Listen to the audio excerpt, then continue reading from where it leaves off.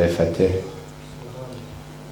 وأثبت فؤاد أنبيائه وأوليائه بقصص الأنبياء والمرسلين وأكمل إيمان المسلمين والمؤمنين بولاية علي أمير المؤمنين عليه السلام صلوات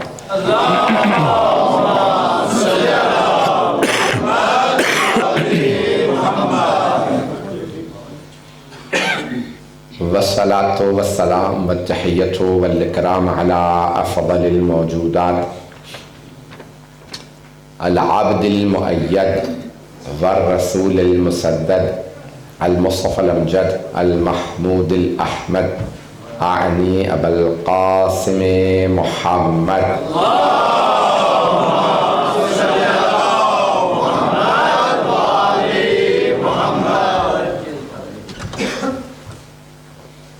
وعلى روحه ونفسه وصهره ووصيه سيد الأتقياء والأصفياء مولى الموالي إمام المتقين علي بن أبي طالب اللهم صل على محمد وآل محمد وعلى أوصيائه لا سيما بقية الله في الذين روحي وأرواح العالمين لتراب مقدمه الفدا واللعنة الدائمة على أعدائهم أجمعين من الآن إلى قيام يوم الدين أما بعد فقد قال الله الحكيم في كتابه الكريم بسم الله الرحمن الرحيم إنا أعطيناك الكوثر فصل لربك وانحر إن شانئك هو الأبتر صدق الله العلي العظيم صلوات اللهم صل على محمد وآل محمد مدینہ العلم کے تمام مؤمنین کو منتظمین کو اور بالخصوص جناب حجت الاسلام والمسلمین مولانا سید مرید حسین نقوی صاحب اور جناب حجت الاسلام والمسلمین مولانا سید محمد علی نقوی صاحب کو ولادت باسعادت حضرت صدیقہ کبریٰ بہت بہت مبارک ہو۔ خداوند متعال ہمیں واقعاً یہ جشن، یہ میلاد بشارت نصیب فرمائے ظہور صاحب الزمان علیہ السلام کی۔ میں نے مشہور و معروف سورہ کا انتخاب کیا ہے، قرآن کریم کا سب سے مختصر سورہ۔ اللہ نے جب قرآن میں تحدید کی ہے، چیلنج دیا ہے کفار و مشرکین کو جو رسول اسلام کو نہیں مانتے تھے، تو اللہ نے کہا اگر ہو سکے تو اس قرآن جیسی ایک کتاب بنا لا۔ اللہ نے اسے آسان بنایا اور کہا کہ فاتوا بمثل ھذا القرآن، پھر کہا فاتوا بعشر سور میں مثلے، 10 سورے بنا لاؤ قرآن کے سوروں جیسے۔ پھر اور آسان کیا، فاتوا بسورۃ مثلہ وادعوا شہداءکم من دون اللہ، جسے چاہو مدد کے لیے بلا لو۔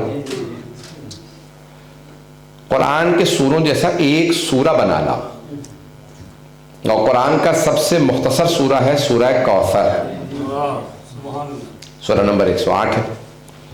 اللہ نے قرآن میں بھی 114 سورے نازل کیے ہیں، 114۔ اللہ نے قرآن کو بھی 1 اور 14 سے خالی نہیں رکھا، تو 114 سورے ہیں قرآن کریم میں۔ مجھے سورہ کوثر سے متعلق کچھ مطالب کو پیش کرنا ہے صدیقہ کبریٰ کی عنوان سے۔ میں آپ کے سامنے خود ایام فاطمہ بھی پڑھ چکا ہوں، مجھے یاد بھی نہیں کتنی دفعہ مدارس پڑھ چکا ہوں، تو ہر دفعہ کوشش ہوتی ہے کچھ جدید مطالب جو میں نے کم از کم آپ کے سامنے نہ پڑھے ہوں۔ آج کل انسان سے پہلے اس کی مجلس پہنچ بھی جاتی ہے، اور کئی مرتبہ مطالب جو ہیں بہت سے افراد اپنی محنت کر کے پیش کرتے ہیں، تو بہت سے مطالب ٹکرا جاتے ہیں۔ میری کوشش ہوگی کہ کچھ جدید مطالب ہوں تاکہ تکرار نہ ہو۔ بحث آپ مجھے ویسے بھی آن لائن سنتے رہتے بہت سے افراد، اس لیے بہت مشکل ہو جاتا ہے نئے مطالب تیار کرنا۔ صلاۃ علی محمد وعلی محمد۔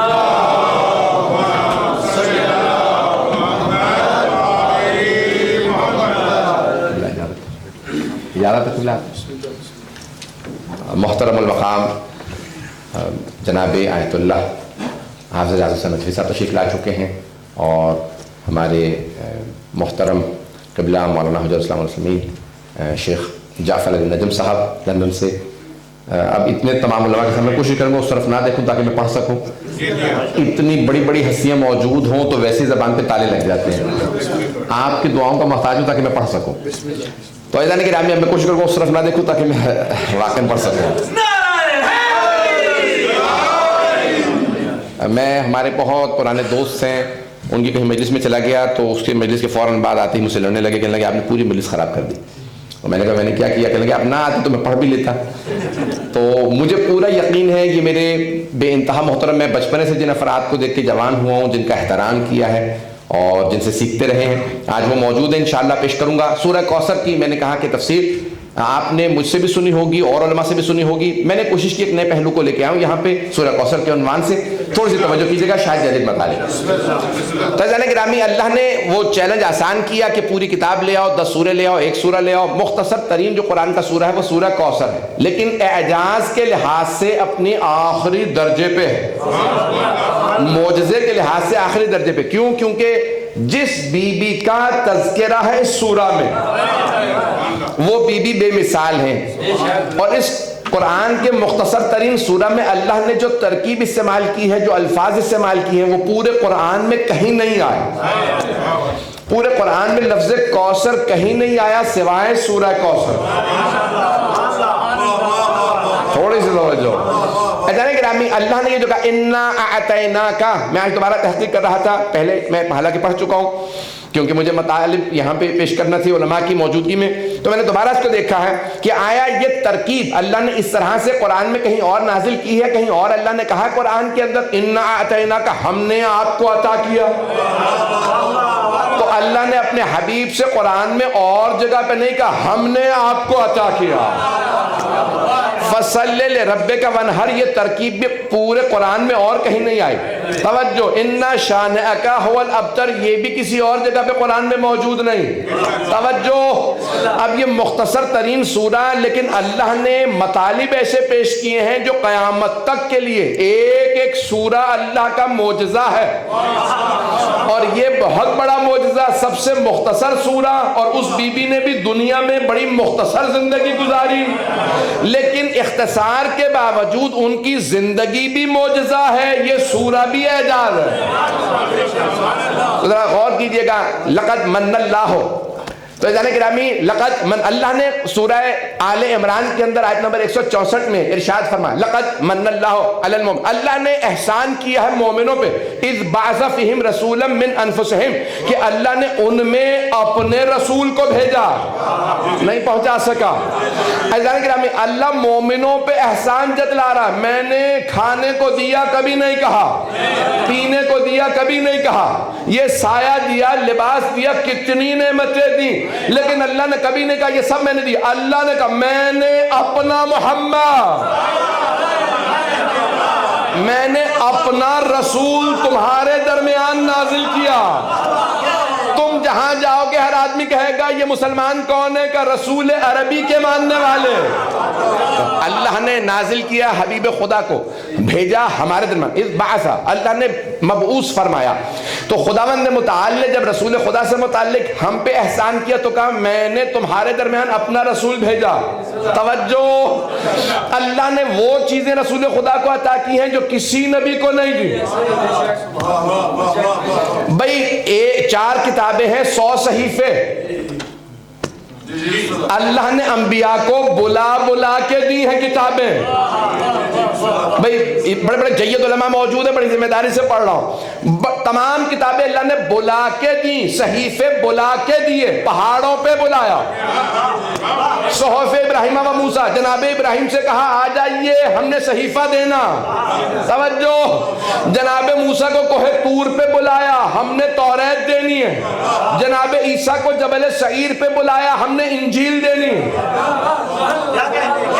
جناب داؤد کو بلایا فلسطین کے پہاڑوں پہ، ہم نے زبور دینی ہے۔ پیغمبر کو بلایا نہیں، کہا میرے حبیب آپ جہاں جائیں گے کتاب وہاں آئے گی۔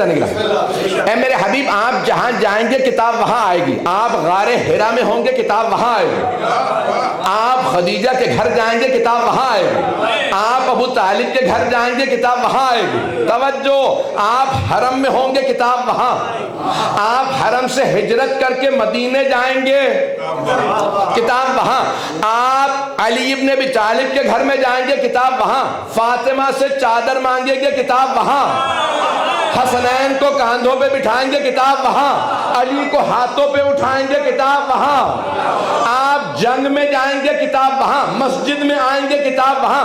میرے حبیب آپ کو بلا کے کتاب نہیں دوں گا، ابھی بھی مجمع نہیں ہے بھئی، اللہ نے کسی بھی کتاب کو نازل کر کے یہ نہیں کہا معجزہ بھیج رہا ہوں سوائے قرآن کریم کے، کہ اس میں تحریف نہیں ہوگی، قیامت تک یہ معجزہ باقی رہے گا۔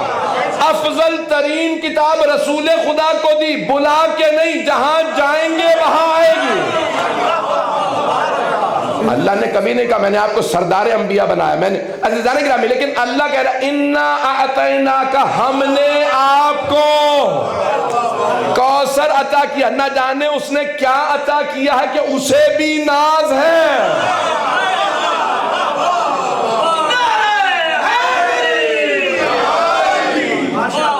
عزیزان گرامی، اب یہاں میں جو حوالے دوں گا 3 یعنی مختلف حوالے جو پہ پیش کروں گا اہل سنت کے بزرگ مفسرین کے۔ فخر الدین رازی بہت بڑے مفسر مانے جاتے ہیں، ہمارے مفسرین میں سے نہیں ہیں، تو انہوں نے اپنی تفسیر میں لکھا ہے کوثر سے مراد ہے خیر کثیر۔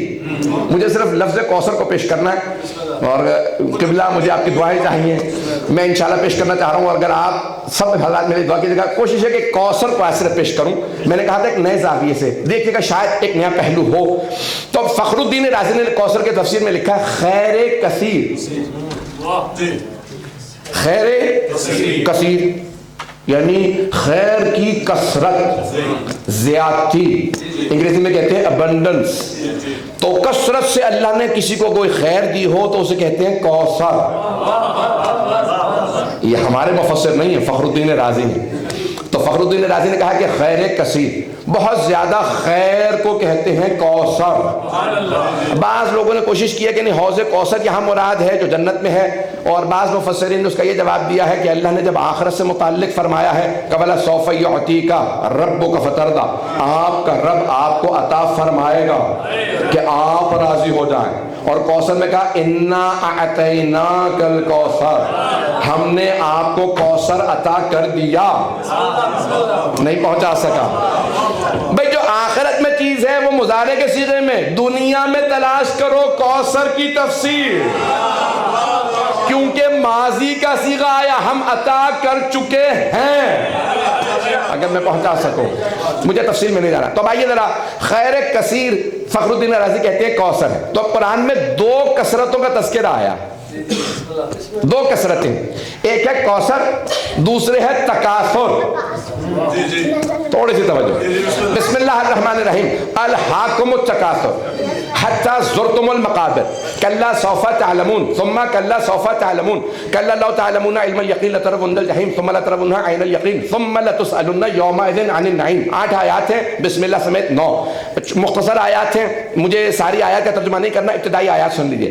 الہاکم التکاثر، تمہیں کثرت نے ہلاک کر دیا۔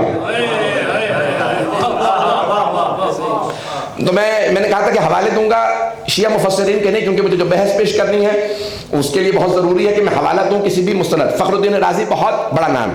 اب یہاں پہ حوالہ دے رہا ہوں مولانا ابو العلا مودودی، تفہیم القرآن سے، ان کی 8ویں جلد کے اندر انہوں نے لکھا ہے، جو جماعت اسلامی کے بانی ہیں۔ وہ کہتے ہیں کہ تکاثر میں یہ جو ہلاکت کا سبب اللہ نے لحف سے ہے، الہاکم، اور بڑی لمبی بحث ہے، مجھے خلاصہ پیش کرنا ہے میرے موضوع سے متعلق صرف کوثر اور تکاثر، اگر ہے اب تک مجمع میرے ساتھ۔ تو وہ کہتے ہیں تکاثر کیا ہے، تو وہ کہتے ہیں کہ تکاثر یعنی جو چیزیں ہلاک کرتے ہیں انسان کو، لغو میں لے جائیں، لحف میں لے جائیں اور ہلاکت کا سبب بنے، کا ایک مرتبہ انسان اپنے ہی سے مقابلہ کرتا، یہ مولانا مودودی فرما رہے ہیں، اپنے سے مقابلہ کرتا ہے، میرے پاس جو ہے کم ہے زیادہ ہو۔ ایک مرتبہ دوسروں سے مقابلہ کرتا ہے، میرے پاس کم ہو زیادہ مجھے پرواہ نہیں، دوسروں سے زیادہ ہو، تو دوسروں سے مقابلے کے اندر کا یہ جو ہلاکت کا سبب بنتی ہے۔ اور تیسرے پھر وہ کہتے ہیں کہ ایک انسان مقابلہ زیادتی اور کثرت کا نہیں کرتا، بلکہ تانا دینے کا اور جتلانے کا مقابلہ کرتا ہے، میں جتلا سکوں کہ میرے پاس کیا ہے۔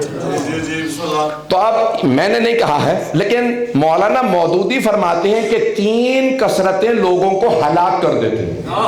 توجہ، 3 کثرتیں ہلاک کر دیتی ہیں۔ دولت کی کثرت انسان، شہرت کی اور نام و نمود کی، عہدے کی، کرسی منصب کی چیزیں ہیں جو ہلاک کرتی ہیں۔ مجمع ہو اگر میرے ساتھ، تو میں نے ساری تمہید باندھی ہے جن جملوں کے لیے، تھوڑی سی توجہ کر لیجئے گا۔ تو جانے گرامی 2 کثرتوں کا ذکر ہے قرآن کے اندر، ایک کوثر والی اور دوسرے تکاثر والی۔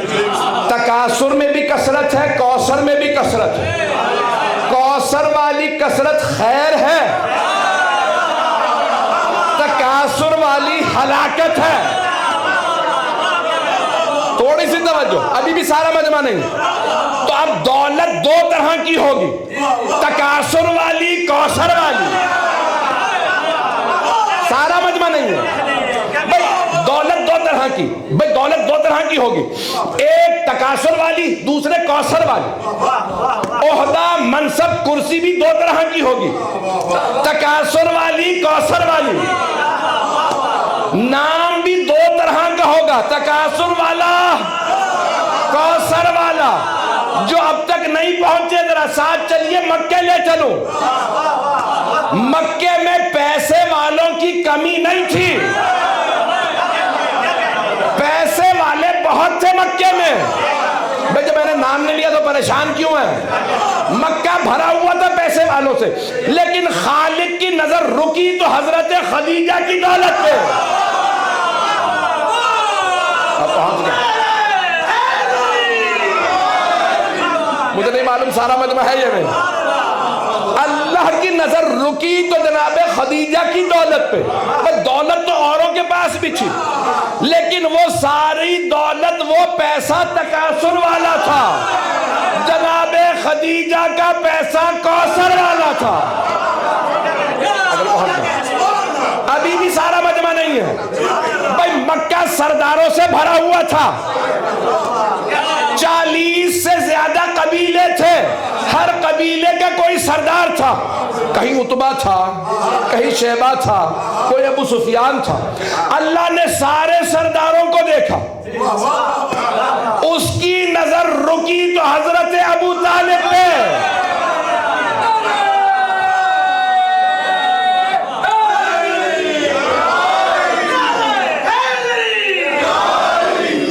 توجہ فرمائی جا رہی ہے، مکے میں سردار بہت تھے، لیکن اللہ نے کہا اے خدیجہ، دولت اگر کام آئے گی میرے حبیب کے تو صرف آپ کی دولت کام آئے گی۔ اے ابو طالب، اگر سرداری کام آئے گی میرے حبیب کے تو صرف آپ کی سرداری کام آئے گی۔ سردار بہت تھے، توجہ، اللہ نے کہا سارے سردار ہیں تکاثر والے، ابو طالب ہیں کوثر والے۔ تکاثر جہنم میں لے جاتا، کوثر جنت میں۔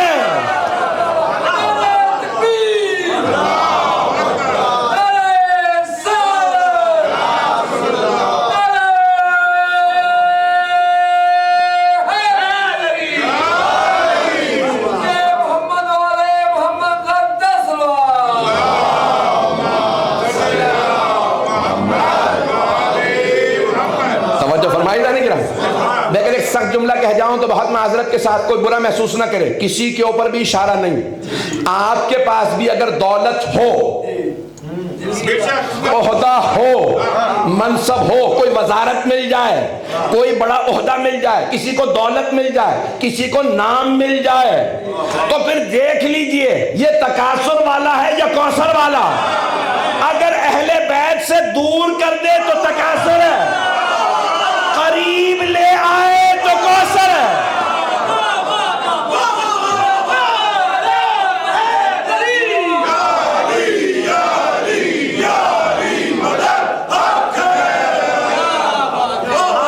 توجہ فرمائے، تو شہزادے گرامی ہمیشہ سے تکاثر بھی رہا ہے، کوثر بھی رہا ہے.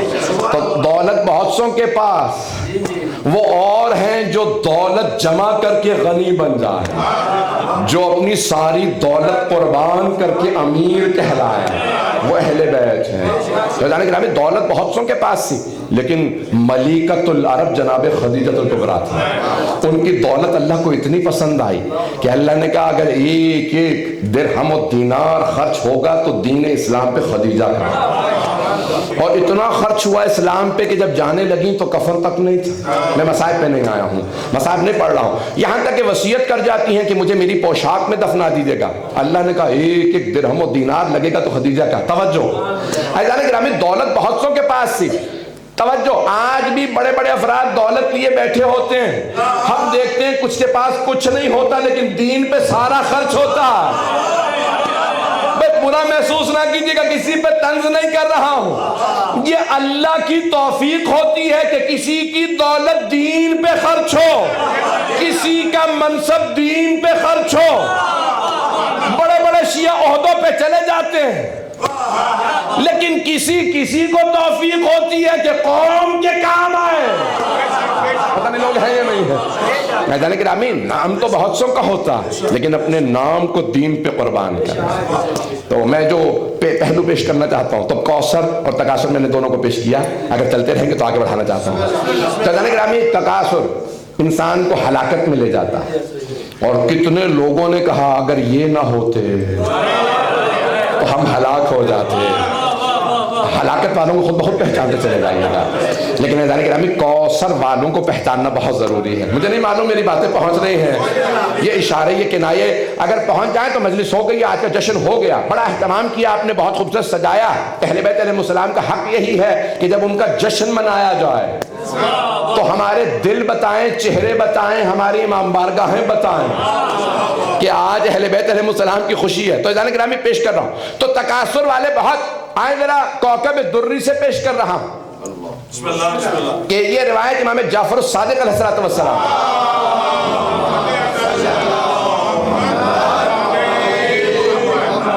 یہ روایت میں نے شاید یہاں پہ پڑھی ہو، مجھے یاد نہیں ہے کہ میں نے کہاں پڑھی. میں نے 2-3 جگہ پہ اس کو روایت کو دہرایا، لیکن سن لیجئے گا پھر بھی محبت سے.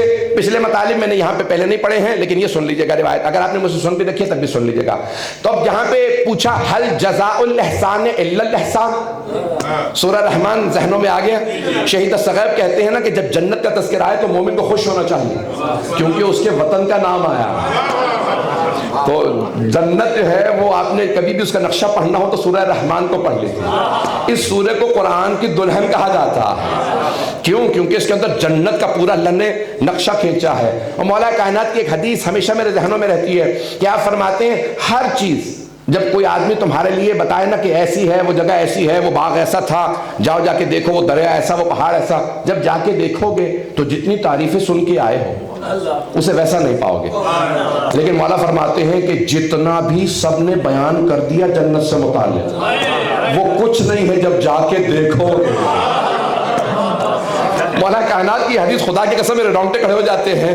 مولا فرماتے ہیں جب جنت کو جا کے دیکھو گے پھر اندازہ ہوگا جو کچھ سن کے آئے تھے کچھ نہیں ہے، جو جنت ہے. تو سورہ رحمان بہت خوبصورت سورہ، جنت کا تذکرہ، جنت کا نظارہ، لیکن اس کے اندر آیت ہے حل جزاء الاحسان الا الاحسان فبأي آلاء ربكما تكذبان. کیا احسان کا بدلہ احسان کے اور کچھ ہو سکتا ہے؟ کیا نیکی کا بدلہ نیکی کے سوا اور کچھ ہو سکتا ہے؟ تو اب 2 محسن اسلام ہیں،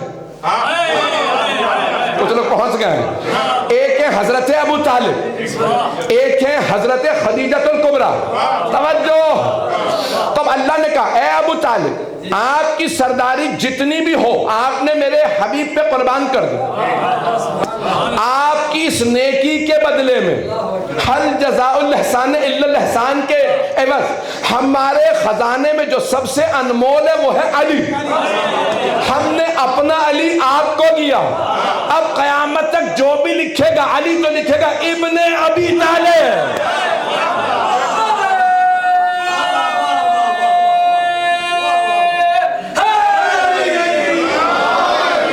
توجہ فرمائے جانے گا. قیامت تک کے لیے ہر آدمی غیر مسلم ہو یا مسلم ہو لکھے گا مولا کائنات کا لکھے گا علی ابن ابی طالب. توجہ, تب اللہ نے جناب ابو طالب کی خدمتوں کے نتیجے میں انہیں جناب امیر علیہ السلام کو عطا کر دیا کہ میں نے اپنا علی, آپ میرا ولی ہے, میں نے آپ کو. عزیزان گرامی, اب امام صادق فرماتے ہیں کہا کہ اللہ نے جناب خدیجہ کی دولت جو قربان کی تھی اس کے عوض ان سے کہا ہے خدیجہ ہم نے اپنی فاطمہ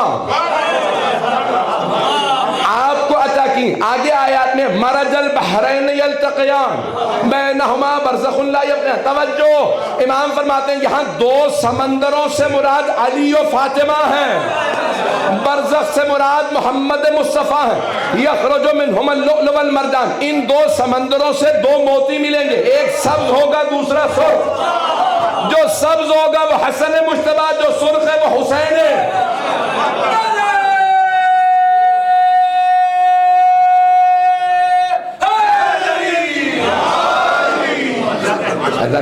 یہ جناب یہ پنجتن پاک کی تفسیر ہے. اللہ کبھی کسی کا ادھار نہیں رکھتا, توفیق اللہ دیتا ہے. وہ چاہے تو کسی کافر یا مشرک کے دل میں ایمان نازل کر دے, اسے مومن بنائے, شیعہ بنائے. ہم پیدائشی شیعہ محروم رہ جائیں, اللہ اس سے کام لے. مجھے نہیں معلوم میں بات پہنچا پا رہا ہوں یہ نہیں. جانے کہ نامی یہ اللہ جس سے چاہے کام لے لے. میرے استاد میں یہ جملہ کہتے تھے, مجھے بہت پسند تھا, کہ جو برائی کرو تو خود ذمہ داری لو, یہ گناہ میں نے کیا, اور جب بھی کوئی نیکی کرو تو کہا یہ میری نہیں ہے, اللہ نے توفیق دی. ہوتا برعکس ہے, جب ہم نیکی کرتے ہیں کہتے ہیں میں نے یہ نیک کام کیا, اور گناہ اللہ روک سکتا تھا, برائی اس نے کا بالکل برعکس. جب گناہ کرو تو ذمہ داری اپنے لیے لو. اللہ کو وہ بندہ پسند ہے جو کہ مقرم بالذنوب, میں گنہگار ہوں. جب نیکی کرے تو کہے اللہ نے توفیق دی تھی. لوگ ہیں یا نہیں, مجھے نہیں معلوم میں بات پہنچا پایا ہوں. عزیزان گرامی, جب انسان نیک کام کرے, جب اہل بیت علیہ السلام کی یہ عظیم ہستیاں جنہوں نے اتنی بڑی بڑی نیکیاں کی کہ ساری اپنی سرداری قربان کر دی. میں جملہ پیش کر رہا ہوں تاکہ میں بات کو آگے بڑھا سکوں, کہ جب جناب ابو طالب سلام اللہ علیہ کے پاس قریش کے سارے سردار آئے, جملہ آپ نے سن رکھا ہے, مجھے ایک نتیجہ دینا ہے, شاید دل کو لگے, کہ جب آئے سارے سردار, گئے تو سارے سردار ابو سفیان کے پاس سے, کہ بھئی محمد باز نہیں آ رہے, ہمارے بتوں کو برا کہتے ہیں, بار بار روکتے ہیں, شراب پینے سے, بیٹیاں دفنانے سے منع کرتے ہیں, ہر بات پہ ٹوک رہے ہیں کہ سارے جو گناہ کرتے تھے. تو کہا بھئی ابو سفیان بات کرو, اگر انہیں کوئی سرداری چاہیے ہو کسی قبیلے کی دے دیتے ہیں, جس خاندان میں چاہے شادی کرا دیتے ہیں, جتنی دولت کہیں دینے کے لیے تیار ہے. یہ ہمارے بتوں کو برا نہ کہیں, یہ ہمارے خداؤں, انہوں نے تو کہا خداؤں کو, یہ ہمیں بیٹیاں دفنانے سے منع نہ کریں, یہ میراث بیٹیوں. تو یہ سب باتیں ابو سفیان کا, چلو ابو طالب کے پاس چلتے ہیں. توجہ ہو, میں نے آپ سے کہا نا کہ آپ نے یہ سن رکھا ہے. ایک نتیجہ میں دینا چاہتا ہوں جو آپ نے شاید نہ سنا, مجمع ہے. تو اب سارے جب ابو سفیان کے پاس ہے, ابو سفیان نے کہا سب سرداروں سے میرے ساتھ چلو, ابو طالب کے پاس چلتے ہیں. کہا ہے ابو طالب اپنے بھتیجے سے کہیے یہ جو باتیں وہ کر رہے ہیں یہ چھوڑ دیں, وہ جو چاہیں ہم دینے کے لیے تیار. توجہ, میں نے وہ ساری باتیں ذکر بھی نہیں کی ہیں جو انہوں نے کہی کہ ہم یہ دیں گے, یہ سب دینے کے لیے تیار ہیں. اب بڑا مشہور و معروف جملہ ہے کہ سارے جب سردار آئے جناب ابو طالب کے پاس, جناب ابو طالب نے رسول خدا کی خدمت میں کہا بھتیجے سب سردار آئے ہیں ابو سفیان کی سرداری میں, اور وہ کہتے ہیں کہ آپ جو کہیں ہم دینے کے لیے, وہ سب گنوا دی بات ہے. تو مشہور و معروف جملہ سرور کائنات کا, چچا جان ان سے کہہ دیجیے اگر یہ سورج اتار کے میرے دائیں ہاتھ پہ رکھ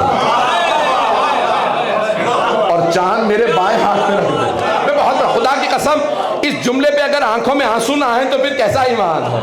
اگر یہ سورج اتار کے میرے دائیں ہاتھ پہ رکھ دے, چاند اتار کے میرے بائیں ہاتھ پہ رکھ دے, چچا جان خدا کی قسم میں اپنے اس دعوے سے پیچھے نہیں ہٹوں گا, لا الہ الا اللہ سے پیچھے نہیں ہٹوں گا.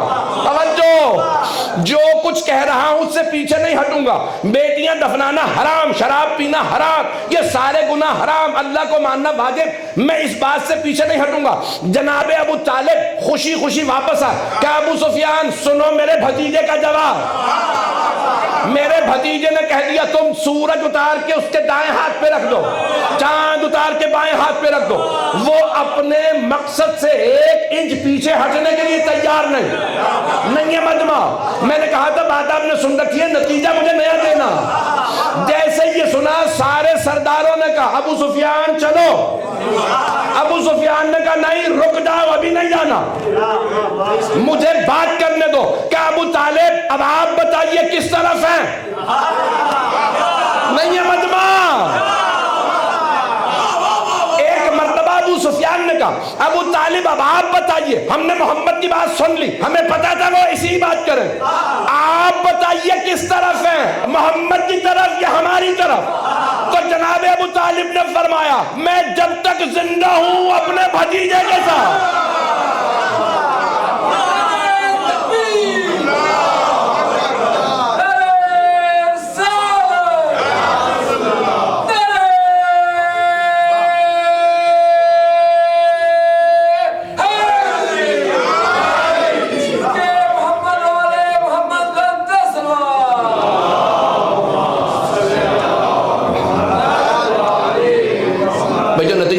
وہ سن لیجیے. جناب ابو طالب نے ایک مرتبہ کہا میں جب تک زندہ ہوں اپنے بھتیجے کے ساتھ ہوں, بھائی مجھے جو نتیجہ دینا ہے. اب ابو سفیان نے کہا چلو کچھ نہیں ہو سکتا, نہیں پہنچا سکا ابھی تک. میں نے کہا تک نتیجہ نیا ہوگا, بات آپ نے سن رکھی ہے. اب جناب ابو طالب کے جملے پہ ابو سفیان نے سارے سرداروں سے کہا چلو کچھ نہیں ہو سکتا. کبھی پہلے بھی تو نے سن رکھا تھا. کہا نہیں تمہیں نہیں پتا, میں دیکھنا چاہتا تھا ابو طالب کس طرف ہیں. محمد کا تب تک ہم کچھ نہیں بگاڑ سکتے جب تک ابو طالب محمد کے ساتھ.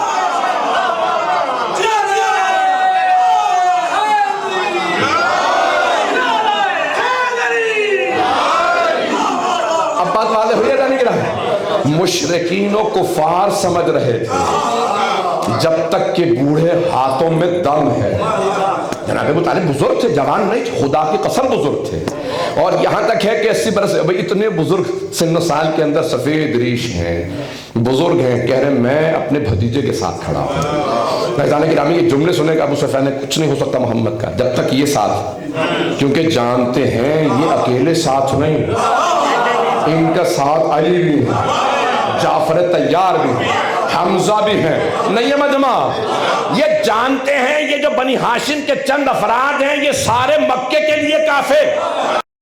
جو ابھی بھی نہیں پہنچا وہ سن لے, بڑی ذمہ داری سے پیش کر رہا ہوں. ایک مرتبہ کوفے والے آئے جناب امام حسن مجتبی علیہ السلام کے پاس. بھئی میں آج جہاں تک پہنچانا چاہ رہا تھا پہنچا نہیں پا رہا ہوں. ایک مرتبہ ہے, کہا کہ اے حسن مجتبی اپنے بابا سے کہیں ذرا پیٹ بھر کے کھانا کھا لے, سوکھی روٹی کھاتے ہیں, علی کی ٹانگیں کمزور ہو گئی ہیں, ہم نے اپنی آنکھوں سے دیکھا. ایک مرتبہ مولا حسن مسکرائے کا بابا کوفے والے کہتے ہیں ہم لاتے ہیں. ایک مرتبہ کوئی بکرا کھا لیجئے, کوئی بڑا جانور. مولا نے مسکرا کے کہا میرے لال کوفے والوں سے کہہ دو اس بڑھاپے میں, ان کمزور ٹانگوں سے, اس سفید ریش سے اگر سارے عرب جمع ہو جائیں میں علی سب کے لیے کافی ہوں.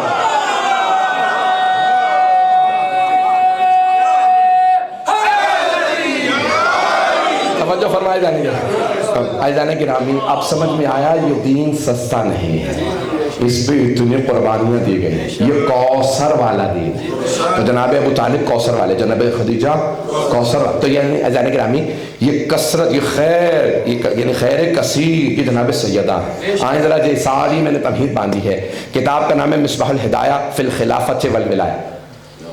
یہ امام خمینی کتاب, میں نے اتنا بڑا حوالہ دے دیا تاکہ کسی کے ذہن میں شبہ نہ ہے. تو اب آپ زیارت وارثہ پڑھتے ہیں, اس میں جملہ پڑھتے ہیں اشہد انک کنت نورا فی الاسلاب الشامخہ والارحام المطہرہ.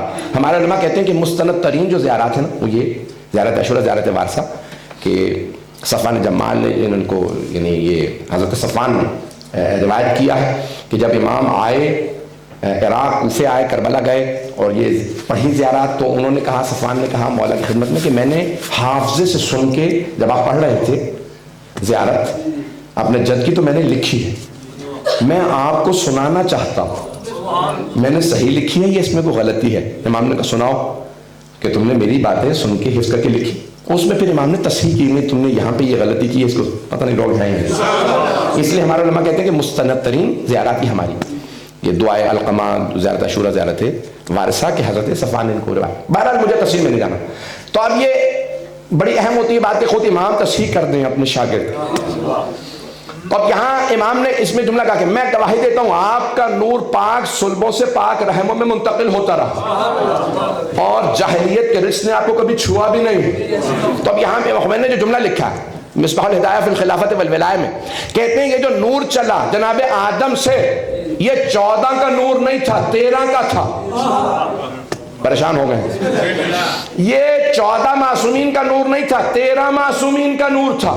اور جب جناب عبد المطلب تک پہنچا یہ نور تو 2 حصوں میں تقسیم ہو گیا. نور نبوت جناب عبداللہ کے پاس چلا گیا، نور امامت جناب ابو طالب کے پاس. توجہ، رسول خدا کا نور جناب عبداللہ کے پاس، 12 اماموں کا نور جناب ابو طالب کے پاس. کہا یہ 13 کے انوار تھے. ایک نور ایسا تھا اسے دنیا میں لانے کے لیے پیغمبر کو معراج پہ جانا پڑا.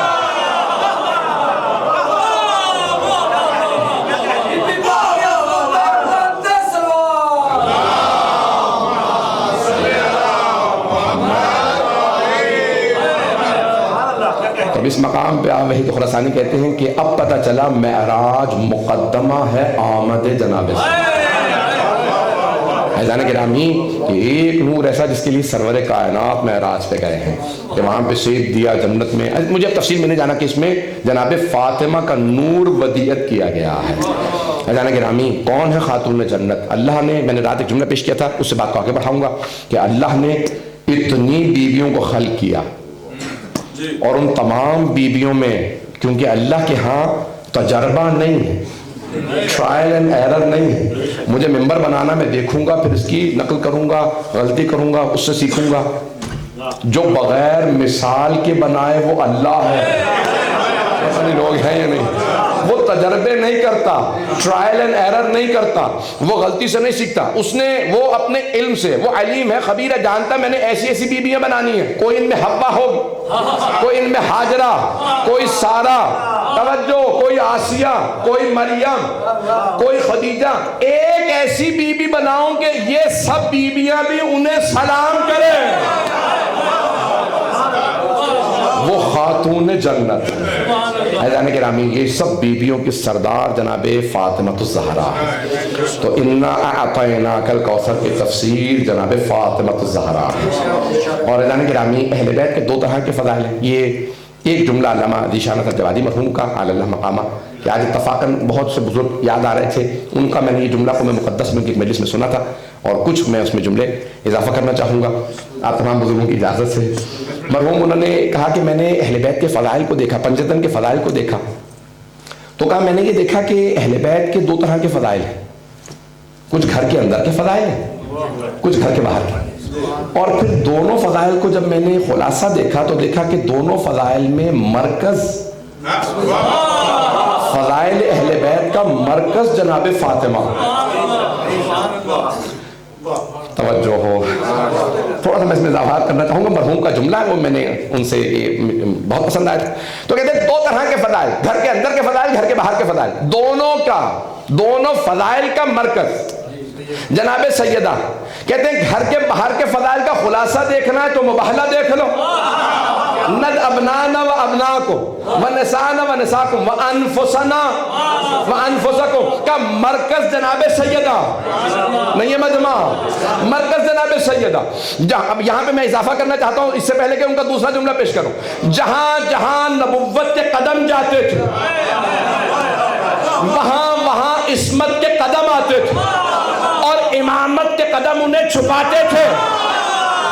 نبوت و امامت کے مرکز میں سیدہ چل کے بتا رہی ہیں. نبوت و امامت کے رشتے کا نام فاطمہ.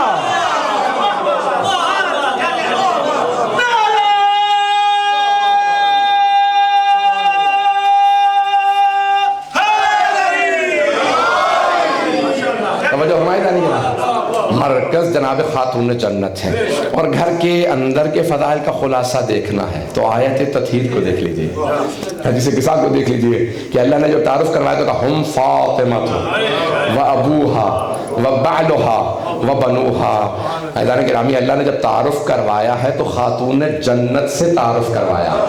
یہ اس زمانے میں بہت ضروری تھا جہاں لوگ بیٹیاں زندہ دفنا رہے تھے, جہاں بیٹیوں کو ننگو آر سمجھا جاتا تھا, وہاں سرور کائنات جیسے اللہ کے سب سے محبوب نبی سید الانبیاء ہر دفعہ بیٹی کے آنے پہ کھڑے ہو جاتے تھے, قیام کر کے سمجھا رہے ہیں تم بیٹیاں دفنا رہے ہو, میری بیٹی کی تعظیم میں میں ہر دفعہ کھڑا ہو رہا ہوں. جانے گرامی جب ام المومنین کہتی ہیں جب جناب سیدہ تشریف لاتی سرور کائنات کھڑے ہو جاتے ہیں.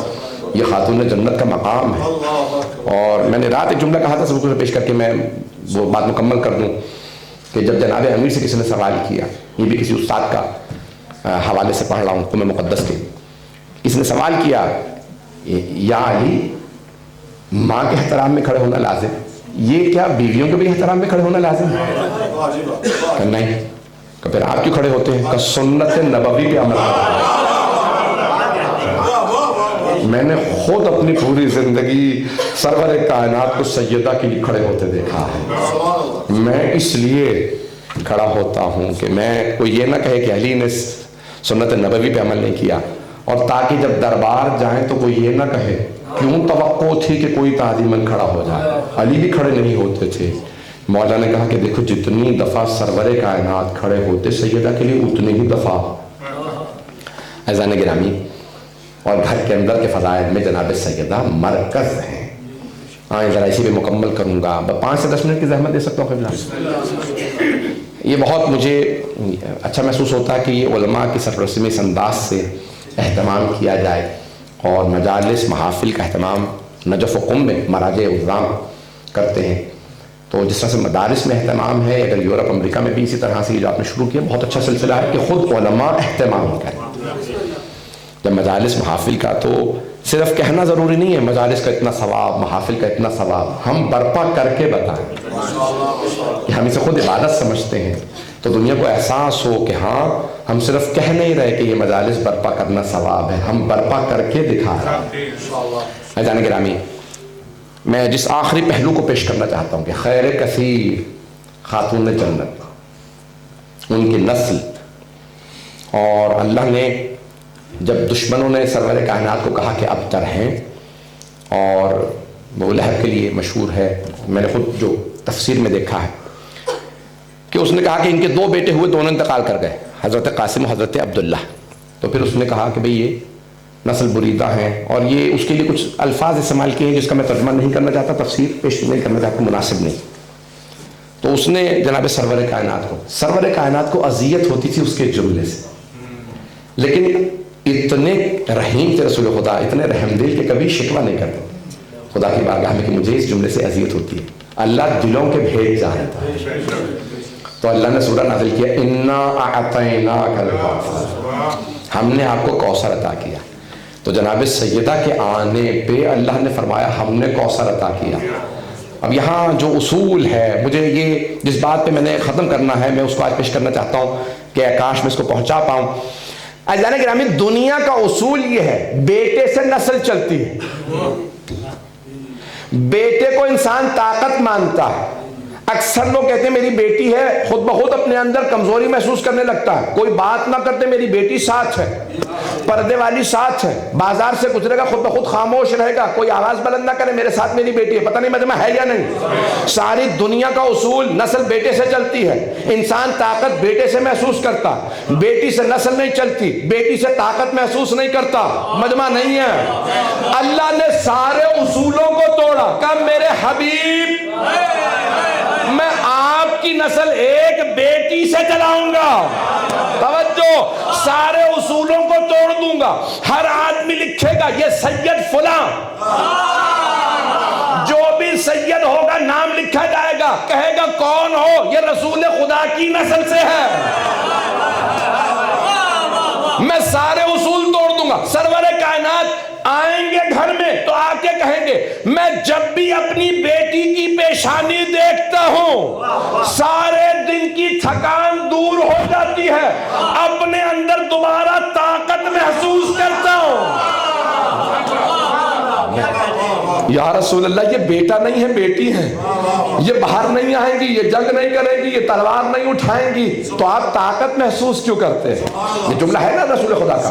میں جب اپنی بیٹی کی پیشانی کو دیکھتا ہوں مجھ میں دوبارہ شوق پیدا ہوتا ہے، میں جاؤں جا کے تبلیغ کروں، میں اپنے اندر طاقت محسوس کرتا ہوں، تو میرا دل کہتا ہے سرور کائنات فرمائیں گے کہ اے نادان تو نے جو سوال کیا ہے کہ اپنی بیٹی کی پیشانی دیکھ کے آپ کو طاقت محسوس ہوتی ہے، جب بھی پیشانی دیکھتا ہوں نا تو کچھ انوار مجھ سے کلام کرتے ہیں، نانا آپ پہنچا رہا ہے، ہم بچانے آ رہے ہیں، ان میں کسی حسن کا نور ہے، کسی حسین کا نور ہے، میں اپنی بیٹی کی پیشانی پہ 11 معصوم اماموں کا نور دیکھتا ہوں، اس لیے طاقت محسوس کرتا ہوں۔ عزیزان گرامی، دنیا کا اصول یہ ہے کہ لوگ بیٹیوں کے اوپر کبھی اتنا ناز نہیں کرتے، میری بیٹی نہ ڈر سکتی ہے، بھئی بیٹی ہے، یہ کس کس سے؟ عزیزان گرامی یہاں تک ملتا ہے۔ میں ایک جملے کی تشریح پیش کر رہا ہوں، اگر علماء کو اچھا لگے تو میرے لیے ذرا دعا کیجیے گا۔ عزیزان گرامی، آپ نے ابھی میرے بھائی بھی پڑھ رہے تھے، علماء بھی پڑھتے ہیں، میں نے بھی پڑھا، مجھے بی بی کا سب سے زیادہ لقب جو پسند ہے نا وہ ہے ام ابیہا۔ ام ابیہا اردو میں کہتے ہیں، فارسی میں ام ابیہا۔ ایک تشریح اس کی پیش کر رہا ہوں کہ شاید میں نے نہیں سنی نہ پڑھی ہے، میرا دل کہہ رہا میں نے پیش کی ہے، اور اگر غلط ہوگا تو انشاءاللہ قبلہ و کعبہ میری تصحیح کر دیں گے، میں آئندہ نہیں پڑھوں گا۔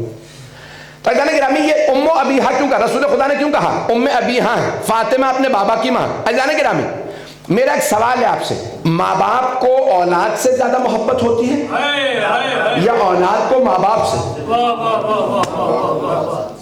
ماں باپ کو اولاد سے زیادہ محبت ہوتی ہے، اولاد جتنی بھی محبت کر لی اتنی محبت نہیں کر سکتی جتنی ماں باپ کو اولاد سے ہوتی ہے۔ توجہ ہو عزیزان گرامی، اب جناب خاتون جنت کو اتنی محبت تھی رسول خدا سے جتنی ایک بیٹی کو باپ سے نہیں ہوتی، جتنی ایک ماں کو اولاد سے ہوتی ہے۔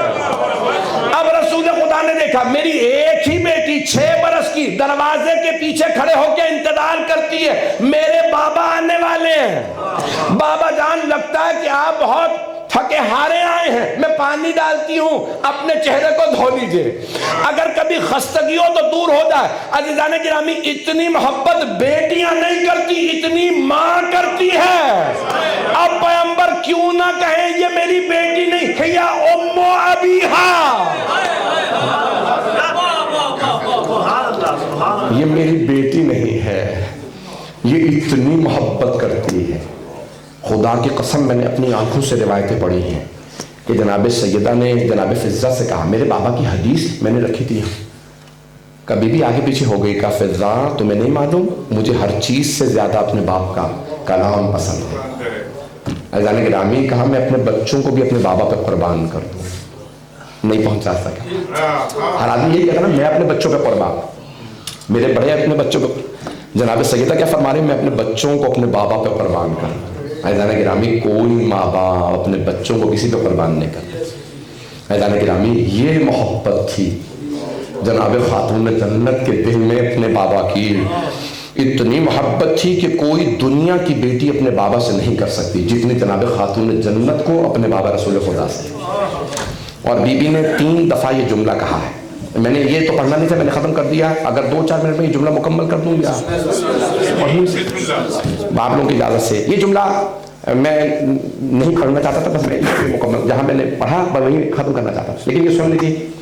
ابھی برادر اپنے شاعر میں پڑھ رہے تھے نگری صاحب، 3 بیٹیوں پہ 1 بیٹی، تو بی بی کا جو خطبہ ہے جسے خطبہ فدقیہ کہا جاتا ہے، اس کے اور نام بھی ہیں، بی بی کے 2 خطبے مشہور ہیں، لیکن یہ اس میں میں نے خود اول سے آخر تو خطبے کو پڑھا، اس میں دیکھا کہ بی بی نے کم از کم 3 مرتبہ جو اس وقت میرے حافظے میں یہ جملہ دہرایا ہے مسجد نبوی کے اندر، کہ پہلے تو جب آپ نے ابتدا میں توحید بیان کی، پھر اس کے بعد قرآن کو بیان کیا، رسول خدا کی رسالت کو بیان کیا، تو وہاں پہ فرمایا کہ اشہد و اشہد ان ابی، رسول میں گواہی دیتی ہوں کہ میرے بابا، بھائی کائنات میں ایک ہی تو ہستی ہے جو کہہ سکے میرے بابا، اللہ کے رسول۔ توجہ، خدا کی قسم مولا علی نے ہمیشہ کہا وَأَشْهَدُ أَنَّ مُحَمَّدًا عَبْدُهُ وَرَسُولُهُ، میں گواہی دیتا ہوں محمد اللہ کے بندے رسول، نہیں ہے مجمع سارے مجمع کی توجہ، کچھ پہنچ گئے۔ مولا علی نے بھی ہمیشہ کہا میں گواہی دیتا ہوں محمد اللہ کے بندے رسول، بس ایک ہستی ہے جنہوں نے کہا میں گواہی دیتی ہوں میرے واشہد ان ابی رسول اللہ. میں نے خود دیکھا بعض کتابوں میں کہ ولادت پہ بھی کہا. جب بی بی کی ولادت ہوئی تو آپ نے سجدے میں اپنی پیشانی کو رکھا کہ اشہد ان لا الہ الا اللہ وحدہ لا شریک لہ، اور فوراً کہا واشہد ان ابی، میں گواہی دیتی ہوں میرے بابا، میرے، ہمارے نہیں. شاید میں پہنچا نہیں سکا، سارے مجمع کی توجہ. بی بی نے فرمایا واشہد ان ابی. چلیں آپ کہیں گے بھئی یہ تو کیونکہ کہا ہی جاتا ہے کہ میں تو یہاں پہ ایک دفعہ کہہ دیا میرے بابا. نہیں، پھر بی بی نے اکتفا نہیں کیا، آگے بڑھی. پھر بی بی فرماتی ہیں اعلموا ایھا الناس اعلموا انی فاطمہ، اے لوگو جان لو میں فاطمہ ہوں، و ابی محمد، میرے بابا محمد مصطفیٰ ہیں. دوسری مرتبہ فرما میرے بابا. جب جناب یعقوب کے بیٹے گئے تھے عزیز مصر کے سامنے تو کہا تھا ابو ہمارے بابا بزرگ ہیں، کیونکہ 12 بیٹے تھے، وہ نہیں کہہ سکتے تھے میرے بابا. جناب سیدہ کہہ رہی ہیں میرے بابا. سننے والے عرب تھے، ٹوکا نہیں، 3 اور بھی ہیں.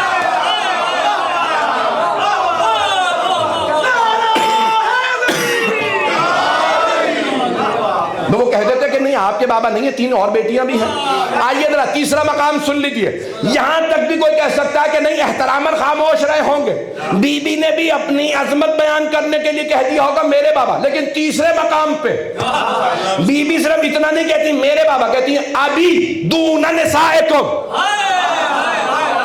صرف میرے بابا ہیں، تمہاری بیویوں میں سے کسی کے نہیں.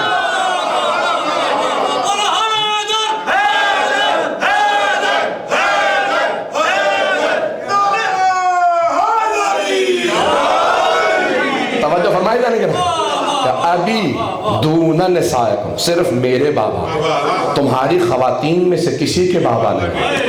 عزیزان گرامی، اب یہ میں ایک جملہ یہاں پہ کہنا چاہتا ہوں کہ اگر اور بیٹیاں اور بہنیں بھی ہوتی، بی بی اور بہنیں بھی ہوتی تو پھر چلے وہ احتراماً خاموش رہے. بی بی کی عدالت میں حرف آتا، اور بہنیں بھی تھی وہ صرف کہہ رہی ہیں صرف میرے بابا. نہیں ہے مجمع. بی بی کی عدالت کا تقاضا یہ ہے کہ بی بی فرماتی نہیں ہمارے بابا. یہ کہنا کہ صرف میرے بابا اس بات کی دلیل ہے کہ صرف آپ کے بابا. اور پھر عزیزان گرامی، یہ سرور کائنات کے لیے کتنی حدیث ہیں. ہر روز جناب سیدہ کے گھر آتے، بار بار ملتے، تحفہ لاتے، بی بی کو دیتے. اور اگر اور بیٹیاں بھی ہیں اور محرم ہیں تو پھر تقاضا ہے نا کہ چاہے وہ معصومہ نہ ہو، پتہ نہیں لوگ ہیں یا نہیں، چاہے کائنات کی ملکہ نہ ہو، تقاضا تو ہے کہ اوروں سے بھی ملے. توجہ عزیزان گرامی، یہ سرور کائنات سمجھانا چاہ رہے ہیں پالی ہوئی بیٹیاں اور ہوتی ہیں، خونی بیٹیاں اور ہوتی ہیں. اور یہ کمال جناب خدیجہ کا ہے کہ انہوں نے غیروں کی بیٹیاں اس محبت سے پائی کہ لوگ آج تک شک کر رہے ہیں اپنی تھی یا اوروں کی. ہمارے ایک استاد شیخ جعفر الہادی مرحوم ہو گئے، کرونا سے انتقال گئے. عادل شیخ جعفر الہادی تاریخ میں، کلام میں، تقابل ادیان میں یہ بہت بڑا نام تھا. میں نے 2 سال ان سے بہت استفادہ کیا. مرحوم فرماتے تھے کہ میں ثابت کر سکتا ہوں کہ حضرت ہاشم اور امیہ بھائی نہیں تھے. یہ انہوں نے جو لکھا ہے کہ جڑواں بھائی تھے، ایک کا پاؤں دوسرے کے سر سے جڑا ہوا تھا. تو وہ مرحوم کہتے تھے کہ نہیں بھائی نہیں تھے. توجہ، حضرت عبد مناف کہیں شام گئے تو دیکھا کہ غلام بک رہے ہیں تو غلام خریدنا چاہا. ایک آدمی نے کہا یہ غلام خرید لیں، اس کو کوئی نہیں خرید رہا. تو ان کا کیوں؟ کہا اس کا شجرہ نہیں معلوم ہے، یعنی شکل و صورت کا اچھا نہیں ہے، کمزور ہے، ایسا ہے ویسا ہے، اس لیے کوئی اسے خرید نہیں رہا. تو کوئی بات نہیں، خریدا. اور آنے کے بعد کہا ہاشم اپنے بیٹے سے کہا اسے کبھی غلام نہ سمجھنا، اسے میں بڑی حسرت سے لے کے آیا ہوں، اسے ہمیشہ بھائی سمجھنا. توجہ ہو، اب یہ کمال حضرت ہاشم کا تھا کہ کبھی امیہ کو محسوس نہیں ہونے دیا تو غیر ہے، تیرے باپ کا پتہ نہیں ہے، تو ایسا ہے تو ویسا. اب کیا ہوا؟ امیہ کے دل میں حسد آنے لگا. جہاں جاتے ہیں ہر آدمی کہتا ہے ہاشم خوبصورت ہے، یہ جب تیر اندازی کرتا اس کا نشانہ جگہ پہ بیٹھتا، یہ بہادر ہے، یہ دلیر ہے، یہ سخی ہے، نہیں ہے مجمع. اب اس کے دل میں بغض بیٹھا جو نسلوں میں منتقل ہوتا گیا. عزیزان گرامی، یہ اہل بیت کا کرم ہے، انہوں نے اوروں کو اس محبت سے پالا. لوگ آج تک شک کرتے ہیں. یہ ہمارے استاد کہتے تھے کہ ان کا کمال تھا بنی ہاشم کا کہ اس محبت سے پالتے تھے، کبھی غیر کو غیر محسوس نہیں ہونا. کہ یہ حضرت خدیجہ کا کمال تھا، کبھی بھی محسوس نہیں ہونے دیا یہ اوروں کی بیٹیاں کہ انہیں حصہ بھی دو، انہیں دولت بھی دو. انہیں کتنی محبت سے پوشاک اعلیٰ سے اعلیٰ دی. عزیزان گرامی، آئیں ذرا اس بی بی کا صدقہ مانگے کہ جو اتنی کریمہ بی بی ہیں، جن کے بابا کریم ہیں. پروردگارہ آج کے اس میلاد کے صدقے میں بانیان جشن، شرکت کنندگان، پڑھنے والے، سننے والے، علماء اعلیٰ، محترم المقام، اور جتنے بھی ہمارے مومنین نے اس میں پڑھنے میں حصہ لیا ہے، جس طرح سے بھی حصہ لیا، پروردگارہ سب کی توفیقات میں اضافہ فرما، ہم سب کی عاقبت بخیر فرما. پروردگارہ زندگی میں ہمیں بار بار خاتون جنت کی زیارت نصیب فرما، آخرت میں ان کی شفاعت نصیب فرما. پروردگارہ جو ہاتھ بلند ہیں کسی کو رد نہ فرما. پروردگارہ تجھے واسطہ اپنے عزت و جلال کا، تجھے واسطہ محمد وعلی محمد کی عظمت کا، ہمیں جنت البقیع دوبارہ تعمیر ہوتا دیکھنا نصیب فرما. بھئی یہ 100 سال ہو رہے ہیں اس سال جنت البقیع کے انہدام کو، تو اس لیے میں بار بار ہر جگہ پہ اس کو پوائنٹ آؤٹ کر رہا ہوں. پروردگارہ اس وقت دنیا کے حالات بہت سخت خراب ہیں، دنیا کے اندر ظلم بڑھ چکا، وبائیں ہیں، بے انتہا مسائل ہیں. پروردگارہ ان تمام وباؤں کا خاتمہ فرما، ظلم کا خاتمہ فرما. ہم سب کو صاحب الزمان علیہ السلام کا ظہور دیکھنا نصیب فرما. دشمنان اہل بیت کو نیست و نابود فرما. داعش و طالبان کو، آل سعود کو غارت فرما. پروردگارہ اس وقت دنیا میں حالات خراب ہیں، خصوصاً کشمیر میں، افغانستان میں شیعوں کے بہت زیادہ حالات خراب ہیں اس وقت. خود پاکستان میں حالات خراب ہیں، ہائی الرٹ پہ ہے. سیلاب زدگان کے حالات ابھی تک بہتر نہیں ہوئے ہیں. ہندوستان میں مسلمان کے حالات خراب ہیں. ایران، عراق، شام، بحرین، یمن، فلسطین، نائجیریا، برما، کس کا نام لوں، اتنی طویل فہرست. پروردگارہ سب جگہ حالات بہتر فرما. مومنین کے جان، مال، عزت، آبرو کی حفاظت فرما. تمام بے اولادوں کو اولاد عنایت فرما. اولاد والوں کی اولاد کو نیک و صالح بنا. پروردگارہ ہم سب کی عاقبت بخیر فرما. اسد عباس ان کی فیملی اور دیگر افراد نے اس جشن کا اہتمام کیا. پروردگارہ کی توفیقات میں اضافہ فرما.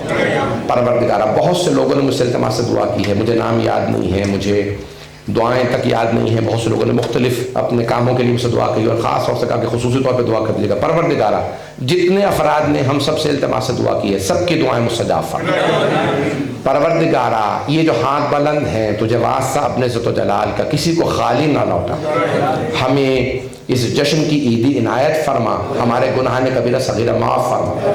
ہم سب کی عاقبت بخیر فرما. پروردگارہ ہماری ان گنہگار آنکھوں کو صاحب الزمان کا ظہور دیکھنا نصیب فرما.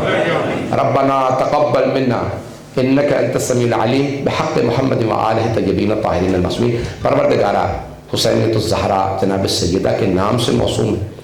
پروردگارہ اس امام بارکوں کو مزید ترقی عنایت فرما. اور جناب زمین مولانا سید مرید حسین نقوی صاحب، مولانا زمین مولانا سید محمد علی نجفی صاحب اور دیگر خدمت گزاران، جتنے بھی مومنین یہاں پہ جس طرح سے بھی دام درم سخن حصہ لیتے ہیں، سب کی توفیقات میں اضافہ فرما. بہت سے لوگوں نے پروردگارہ جس طرح سے بھی دنیا کے اندر جہاں پہ بھی اہتمام کیا ہے، یہ اپنی بارگاہ میں قبول فرما. ربنا تقبل منا انک انت السمیع العلیم بحق محمد وآلہ طیبین الطاہرین المعصومین. صلوات.